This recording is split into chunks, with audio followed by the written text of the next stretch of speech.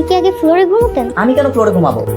তো শ্বশুর তো এখনো জিনিসপত্র পাঠালো, কতক্ষণ ধরে অপেক্ষা করছি। আম্মা আমি ওনা কিছুই বুঝতে পারছি না। শ্বশুরকে ফোন দে, জিজ্ঞেস কর আর কতক্ষণ লাগবে। সে তো আম্মা আমি কতবার করে ফোন করেছি, নাম্বারই বন্ধ। বোমা, তুমি তোমার বাবাকে ফোন দাও, দিয়ে বলো কতক্ষণ লাগবে। আম্মা আপনার ছেলে তো ফোন দিয়েছে, ফোন বন্ধ পাচ্ছে, তাহলে আমি ফোন দিয়ে কি হবে? তোমার বাবার যে কি বিবেক। যা যা দেওয়ার কথা ছিল ওই সকল জিনিসপত্র যদি না পাই তাহলে আমি এই বাসঘরের মধ্যে পাও রাখবো না আর এই মুখও দেখাবো না। তোমার বাবাকে ফোন করতে থাক, যখনই ফোন ধরবে বলবে তাড়াতাড়ি যেন জিনিসগুলো পাঠিয়ে দেয়, তা না হলে এই ফাঁকা ঘরে একা একা ঘুমাতে হবে। দেখো কালকে যদি তোমার বাবা মাছ আমানা না পাঠায় না আমি কিন্তু তোমার মুখ আর দেখবো না। তবে কালকেরটা কাল দেখা যাবে, আজকে আসেন ঘুমান। এত করে যেহেতু রিকোয়েস্ট করছো ঠিক আছে, রিজেক্ট না করি। শালা শ্বশুর কথা দিয়ে কথা রাখে না। শালা না, ওটা শুধু শ্বশুর হবে। শুধু শ্বশুর। ঠিক আছে, থাকেন, গুড নাইট।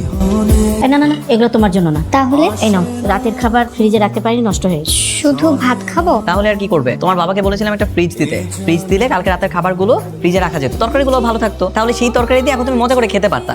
ঠিক আছে, সমস্যা নেই, এই খাবার আমি খেতে পারি। কি বলো তুমি? হ্যাঁ আম্মা, এই খাবার তো আমার প্রিয় খাবার, আমি বাসায় কত মজা করে খাইছি। আপনি মাঝে মধ্যে দিয়েন আমার এইসব খাবার। হ্যাঁ না আমি বুঝতে পারলাম না যে আমরা এইসব নাস্তা করবার বাড়ির নতুন বউ সে বাসি ভাত খাবে। তাহলে কে খাবে? এগুলো কি ফেলে দিব? এই জন্যই বলেছিলাম একটা ফ্রিজ হলে ভালো হতো। মানে কি? বাসার ফ্রিজ কোথায়? বাবা, আম্মা তো বাসায় ফ্রিজ লক করে রেখেছে। কি তুমি ফ্রিজ লক করে রেখেছি? না না, ছি বলার কিছু নেই তো, আমার এই খাবার খাওয়ার অভ্যাস। আমি যে কত মজা করে খাবার খাই, বাড়িতে অনেক শখ করে খাবার খেতাম। আমি এই খাবারটা এখন পুরা শেষ। খাও তাহলে। ঠিক আছে, আমি একটা পেঁয়াজ আর মরিচ নিয়ে আসি। কি রে, তোর বউকে আমি বোঝাই একটা আর বোঝে আর একটা। কালকে রাত থেকে এমন করছে মা। এই যে চলে আসছে আমার কাঁচার পেঁয়াজ। এবার নেব একটু লবণ, তারপর দিলাম পান।